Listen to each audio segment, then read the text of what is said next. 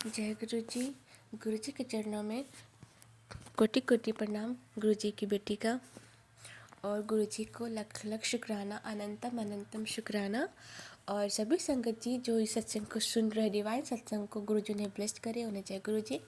और संगत जी, मैं गुरु जी का मंत्र जप करके, ज़्यादा टाइम ना ले करके, मैं गुरु जी का मंत्र जप करके अपना सत्संग सुनाने जा रही हूँ। बहुत ज़्यादा डिवाइन सत्संग है और बहुत सारे हिंट्स मिलने वाले हैं आप सभी को, तो पूरा पूरा सुनिएगा संगत जी। तो गुरु जी का मंत्र जप करते हैं। ओम नमः शिवाय, शिव जी सदा सहाय। ओम नमः शिवाय, गुरु जी सदा सहाय।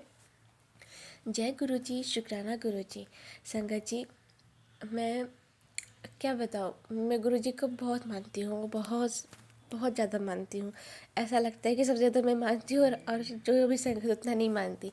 पर ये सभी संगत को ऐसा लगता है कि मैं सबसे ज़्यादा मानती हूँ गुरु जी को और कोई नहीं मानता। तो सभी संगत जी मानती हैं, मुझे पता है। और गुरु जी सभी अपने संगत को, अपनी बेटी को बहुत मानते हैं। तो मैं ना आज सोई हुई थी सुबह सुबह, ठीक है। और मेरा आज उठने का बिल्कुल भी मन नहीं हो रहा था। थोड़ा सा भी मेरा मन नहीं था कि मैं उठूँ और जा कर के खाना बनाऊँ और अपने पति को लंच दूँ और वो ऑफिस जाए। तो उन्होंने सुबह के 5 बजे मैं उठी तो बोलते हैं कि ठीक है, सो जाने, उठने का मन हो रहा है, कोई बात नहीं, आज मीटिंग है तो मैं बाहर में, मेरा मीटिंग में ही नाश्ता वास्ता होगा तो मैं खा लूँगा। तो है कि नहीं, अगर नहीं रहा तो फिर तो दिक्कत हो जाएगा। चलो कि फिर मैं सोचे कि जब बोल रहे हैं तो सो जाती हूँ।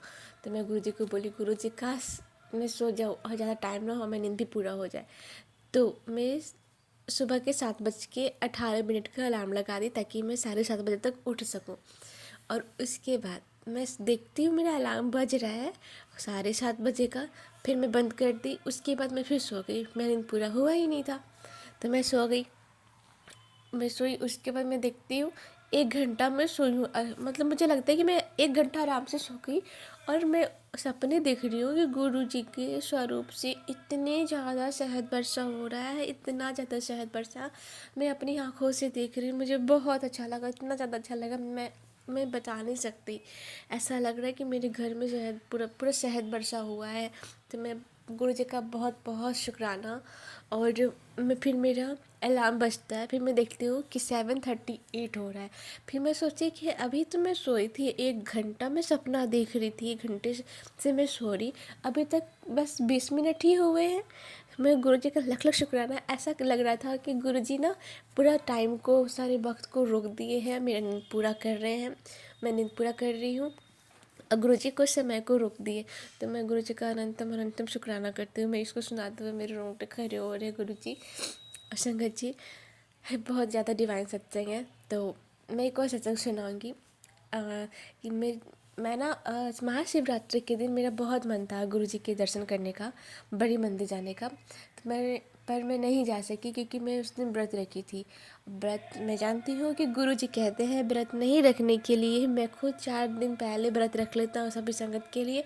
तो मेरी बेटियों को व्रत नहीं रखना है, उस दिन मौज मस्ती से रहना है, अच्छे से खाना पीना है। तो गुरुजी मुझे माफ़ कीजिएगा, मेरा बहुत मन था। मैं शादी करके आई थी पिछले साल, तो मैं सोची थी कि मैं इस बार करूँगी उस शिवरात्रि का व्रत, पर मुझे पता चला कि मैं लहसुन प्याज खा चुकी हूँ, इसलिए मैं नहीं कर सकती। तो फिर मैं सोची कि अगले साल वाले में कर लूँगी।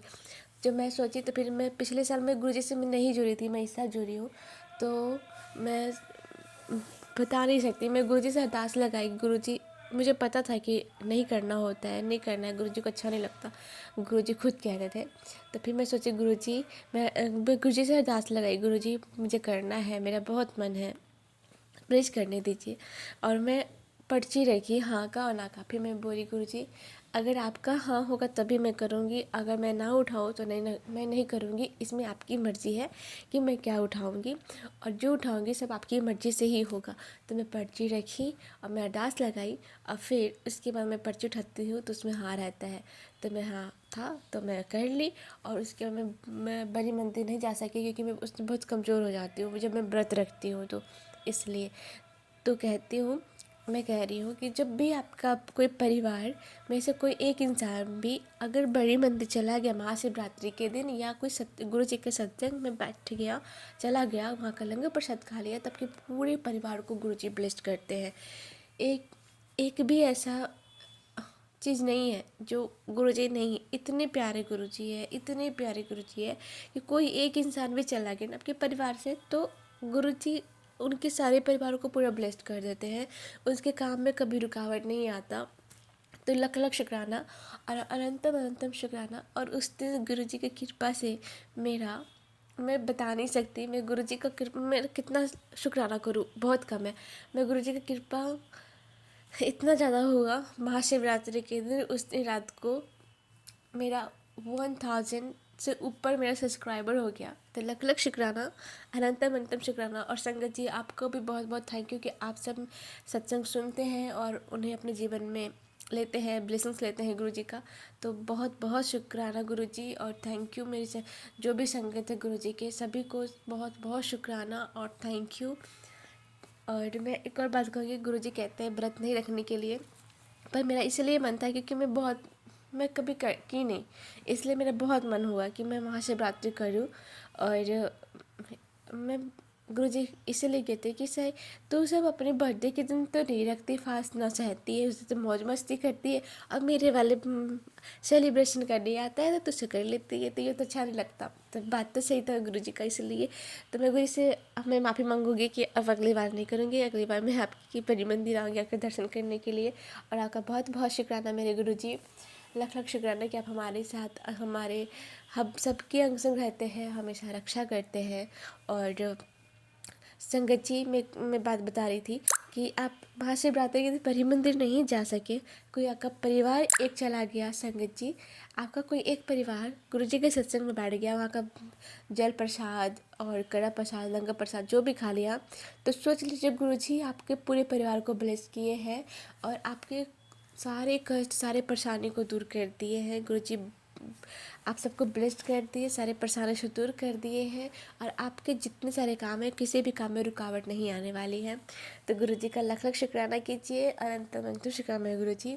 और गुरुजी को अगर आप कोई भी परेशानी है तो आप दूसरों से शेयर मत कीजिए संगत जी, क्योंकि दूसरे लोग आपका दुख दर्द तो सुन लेंगे पर वो आपको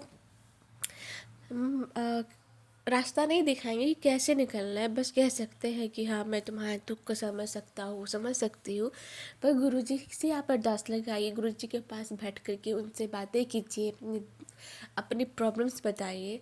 फिर देखिए गुरुजी सारे बातें सुनते हैं, एक एक बात सुनते हैं, फिर आपको ब्लेस्ड करते हैं, आपके अंग संग रहते हैं और आपको उस परेशानी से निकालते हैं। उन्हें अपने संगत को रास्ता दिखाते हैं कि कैसे तुम्हें इस रास्ते से जाना है और अपनी परेशानी को दूर करना है। तो संगत जी गुरुजी के पास बैठिए, हमारे गुरुजी बहुत अच्छे हैं और उनसे बातें कीजिए, उनसे अरदास लगाइए, उनके सामने बैठिए, उनको चाय का भोग लगाइए और बात कीजिए। गुरुजी बहुत सुनते हैं, कोई भी दिक्कत हो सारी बातें सुनते हैं हमारे गुरुजी। और संगत जी अगर आप इस चैनल पर नए हैं तो लाइक शेयर सब्सक्राइब ज़रूर कीजिएगा। और अगर आप सत्संग शेयर करना चाहते हैं तो मैं डिस्क्रिप्शन में अपना व्हाट्सएप नंबर डाल दी हूँ, आप उस नंबर पे आप लिख करके या फिर रिकॉर्ड करके भी भेज सकते हैं।